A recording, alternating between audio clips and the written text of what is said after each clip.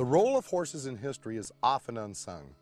But in this reenacted Civil War battle scene, complete with cavalry, infantry, and artillery, we see the importance with all the battlefield noise and everything else of having a properly trained horse that does exactly what you want it to do.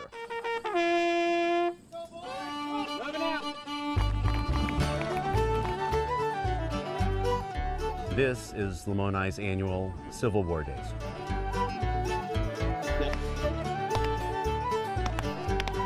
Cavalry did so much for the military then, and we have to portray that here in order to accurately represent the period. They needed to get messages and information back and forth. The generals needed to know what was over the horizon. So the cavalry would travel a great distance, would gather intelligence, and when there was an engagement, they would help pass messages around.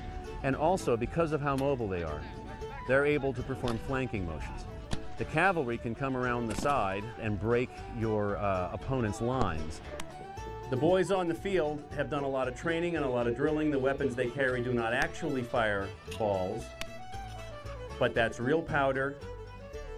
You can get really injured. Those are real horses. We are reenacting the Civil War. Even though there was not an actual war fought here, it gives the reenactors a chance to have some fun and go tactical. Our strategy is to make sure that the cavalry are kept out of the way, that the infantry have ample area to move in without being harassed by them, and that our artillery are protected at all times so our cannons are not taken. With the noise of the cannons and the gunfire so close to their proximity, we use earplugs in horses, and it basically we'll just stuff them in their ear when they're not shaking their heads, and it's just like having a human set of earplugs in, just like that.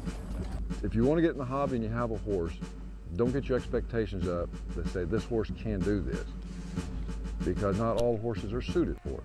Most of the horses that the military were given during the Civil War were green, not even broke. The man had less than 30 days to break the horse, to run, jump, shoot off of. What we're going to be doing at this time is we're training a young horse to gunfire. Now, according to Cook's cavalry tactics, what we will do is we'll place a young horse between two seasoned horses.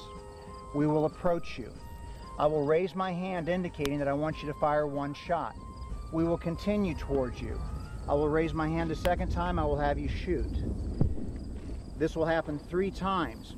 The last time after you fired, we will continue towards you. I want you to hold the pistol out, allowing the horse to smell the gunpowder and see the gun, realizing he should not fear it. Let me read you one thing out of this. It'll be just a very small part. When the firing ceases, the horses are ridden steadily on until they reach the men. Then they are stopped and caressed. So the love and the caressing and the bonding is always important. It has been and it still is when we come to trust. You have to have a love, one for reenacting and a love for history. It's not like just coming out playing cowboys and Indians, because we do all of our research, and it's actually a very expensive hobby to get started in. For example, my saddle is a 1903 McClellan rigged as an 1850. I know for myself, I wanted to have a visceral experience of history. I wanted to feel the uniform on. I wanted to be, feel it, taste it, smell it, experience it. And that's a rare gift that a reenactment gives to somebody, is a chance to go live in another period of time for a while.